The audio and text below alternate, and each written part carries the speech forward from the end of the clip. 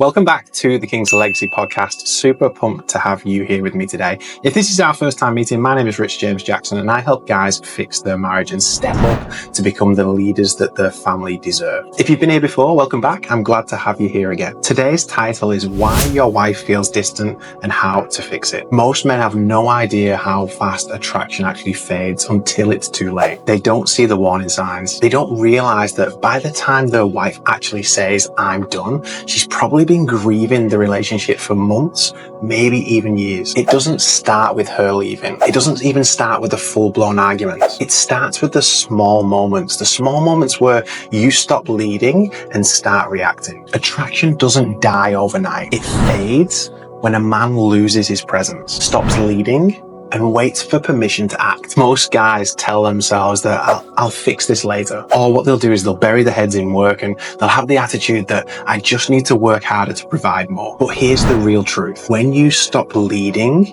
she stops trusting. When she stops trusting, she stops opening up. When she stops opening up, attraction disappears. And then the slow fade begins. If you don't see this cycle and break it, you'll wake up one day wondering how the hell you became nothing more than her roommate. The real life scenario where most guys go wrong. Let me paint the picture for you. A guy comes to me, let's call him James. James is a business owner, he's a solid provider, he's a good dad, but his marriage is cold as ice. And he goes on to say to me, Rich, I don't get it. I've given her everything, the house, the car, the security. What more does she want? But the truth, his wife didn't want a provider. She wanted a partner, a man who is present and actually sees her. James had essentially checked out, and not in the obvious ways either. Like he still paid the bills, he still showed up for dinner, he still made sure the kids were all sorted. But emotionally, he disappeared. He'd gone into lockdown mode. He avoided the hard conversations. He took the path of least resistance because deep down,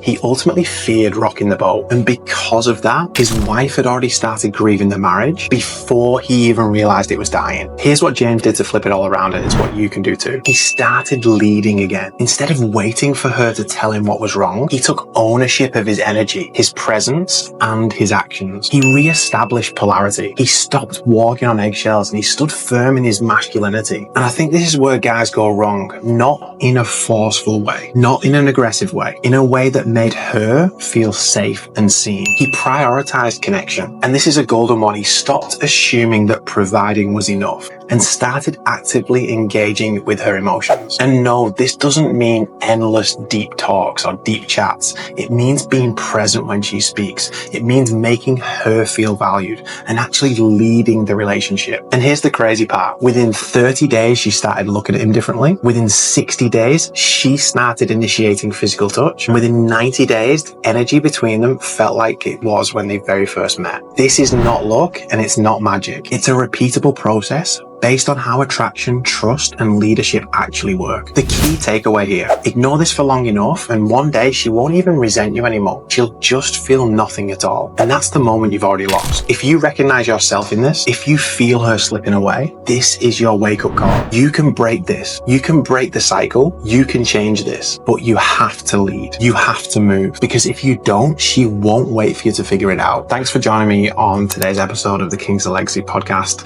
Hopefully you got some golden nuggets from it. I'd love to stay connected with you. Find me on Instagram at Rich James Jackson. Reach out if this episode resonated with you. Drop me a message. I'd love to hear from any of our listeners, and I'll see you in the next one.